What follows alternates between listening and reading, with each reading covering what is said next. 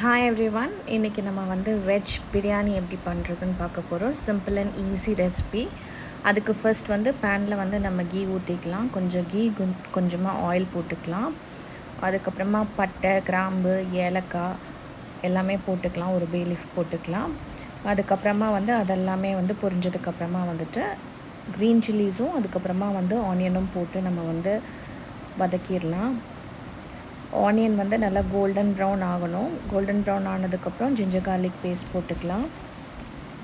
Ginger garlic paste போட்டதுக்கப்புறமா அதோட பச்சை வாசம் போடணும். பச்சை வாசம் போனதுக்கப்புறமா கொஞ்சோண்டு சில்லி பவுடர், அதுக்கப்புறமா கரம் மசாலா போட்டு வதக்கிடலாம். அதுக்கப்புறம் டொமேட்டோஸ் போட்டு நல்லா வதக்கிடலாம்.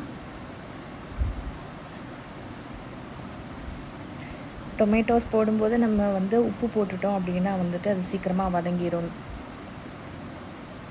அதுக்கப்புறமா இப்போ புதினா போட்டுடலாம். இப்போ வந்து எல்லா வெஜிடபிள்ஸையும் நம்ம போட்டு மிக்ஸ் பண்ணிடலாம்.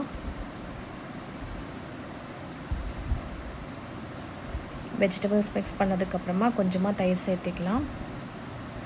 தயிர் சேர்த்துட்டு நமக்கு எவ்வளோ அரிசி எடுத்துருக்கோமோ அதை போட்டுட்டு ஒரு கிளறினதுக்கப்புறமா தேவையான அளவு தண்ணி வச்சுட்டு குக்கரில் வந்து 3 விசில் விட்டுக்கலாம். இது வந்துட்டு சாப்பாட்டு அரிசின்றதுனால வந்துட்டு 3 விசில் விடுறோம். லாஸ்ட்டாக லெமன் ஜூஸ் போட்டுக்கோங்க.